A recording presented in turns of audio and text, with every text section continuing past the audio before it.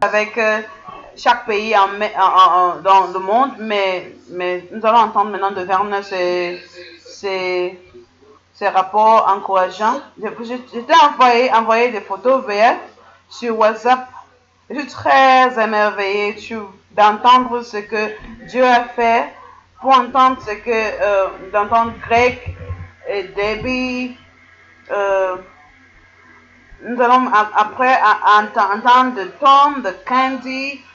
Ils ont mobilisé des centaines de milliers d'enfants avec le Baptist World Alliance en Afrique. Les jeunes, les enfants. Nous estimons, seulement ceux qui vont savoir, nous estimons qu'il y a plus de 40 millions de chrétiens qui ont été actifs dans ce mois en collaboration avec les différents ministères et organisations. Et les prochains jours, nous allons avoir ces chiffres. Mais nos chiffres sont simples. Chaque personne peut atteindre quelqu'un. Et moi, j'ai pris une décision cette année d'atteindre un par jour dans l'année. Je ne peux pas arrêter en mai. Je vais continuer. Nous allons continuer avec un par jour en mai, 5 par jour, Go Share Day. Nous allons commencer avec la prière. Nous n'allons pas changer la Bible. Mais nous travaillons sur Luc 10, qui dit: prie au Seigneur de la moisson, que la moisson est beaucoup et les ouvriers sont peu. Mais maintenant, nous pouvons voir que la moisson est beaucoup, mais les ouvriers sont en train de croître. Il y a une croissance des ouvriers. Donc c'est bien, c'est un moment historique avec le Covid. Nous devons sortir et donner et gagner les âmes. Un par jour en mai, c'était merveilleux. J'ai entendu des témoignages de nos églises. Nous avons vu un témoignage. Une femme est sortie. Elle a rencontré quelqu'un. Elle a dit: mon frère elle a tué beaucoup de personnes. Et elle a essayé de se suicider beaucoup de fois. Et même ce jour-là, elle a voulu se suicider. Et elle a entendu sur de Jésus. Et elle a donné sa vie. Et je viens de rentrer de l'utopie. Il y a un jeune homme qui a dit qu'il a mobilisé 700 chrétiens. J'étais en Éthiopie pour 9 jours. Et tu peux voir une photo ici. Voici une des endroits. Je n'ai jamais vu un endroit aussi pauvre comme ça. J'ai vu beaucoup de pauvres endroits, mais ici, tu peux voir. C'est comme ça que nous sommes arrivés ici. Ça a l'air beau, mais imaginons dans cette rivière, il y a des animaux dangereux. Même cette canoë était vraiment dangereux pour aller là-bas. Nous sommes arrivés dans des tribus. Nous avons prié pour les gens. Et ils ont eu la guérison. Voici un grand témoignage. Ici, nous avons dû parler. Si nous voulons voir les décisions, levez vos mains. Ici, tu peux voir les résultats. Le monsieur part avec le t-shirt rouge. L'autre gars, il a été guéri il y a 4 ans, quand nous étions là-bas en 2017. Pendant 10 ans, il ne pouvait pas parler, il ne pouvait pas marcher. Il était sur un endroit, il ne savait pas quoi faire. Même le marabout, le docteur ne pouvait pas faire quoi que ce soit. Mais le docteur Jésus lui a guéri totalement et instantanément.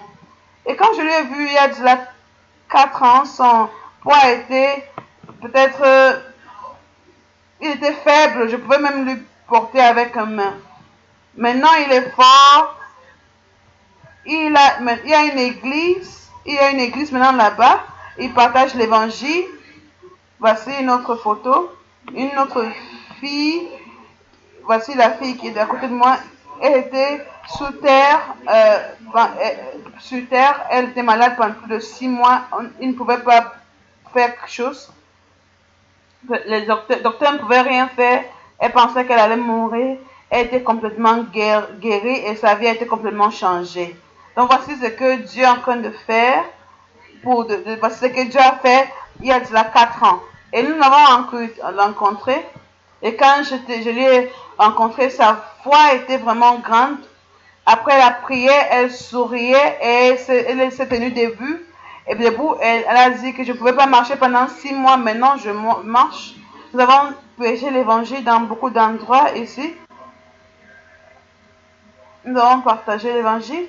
Voici ce que nous avons fait sur la journée mondiale d'évangélisation. Nous sommes allés dans des marchés, différents nombres, au moins 1000 personnes ont écouté et beaucoup de gens ont reçu l'évangile. Il y avait une femme qui ne pouvait pas marcher après la prière. Elle a commencé à sauter, à danser. Même le même jour, le soir, la journée mondiale d'évangélisation pour moi est toujours spéciale pour moi. Et je suis allée dans un endroit très difficile, le Mossi, la tribu de Mossi. Pour arriver aux tribus, nous devons traverser cette rivière. C'est très beau, mais à au moins 50 mètres de cela, il y a des pitons, des cobras, des serpents dangereux, même les alligators.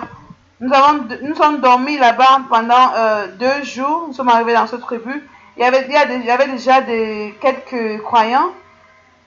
Si vous voyez cette femme, je vous envoie les photos. Donc, vous voyez la femme là-bas, oui. Voici une partie du tribu. Me voici avec la femme. Oui, me voici avec cette femme. Vous voyez comment son dernier lèvre, son lèvre,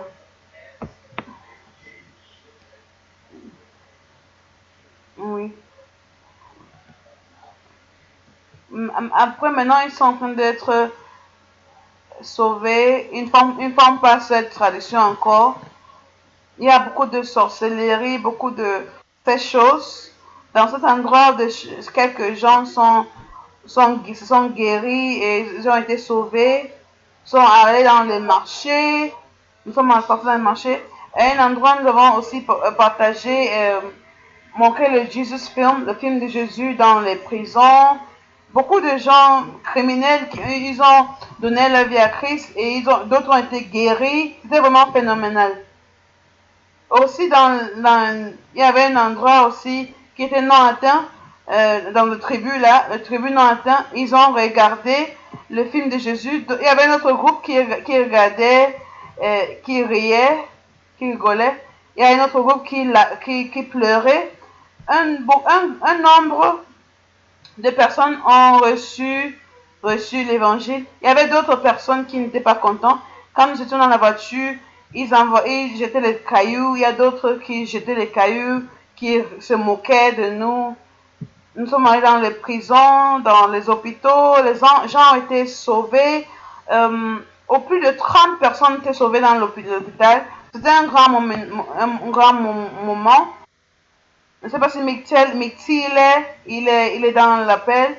Je l'ai rencontré. Nous avons aussi rencontré des enfants. Des enfants. Comme dans un film de Steven Spielberg. Les gens là-bas sont très différents, mais très ouverts, très responsifs à l'évangile. Nous faisons le suivi maintenant. Voici maintenant, vous voyez, c'est une église. Et voici un pasteur. Il a établi une église quand nous étions là, il y a cela 4 ans. Donc, nous travaillons maintenant sur un projet sur les tribus non atteintes et les Mossi. Nous travaillons d'établir les églises dans cet endroit. Voici les fruits de l'année passée. Mictile a parlé de cette histoire comme sur un homme qui était en train de mourir.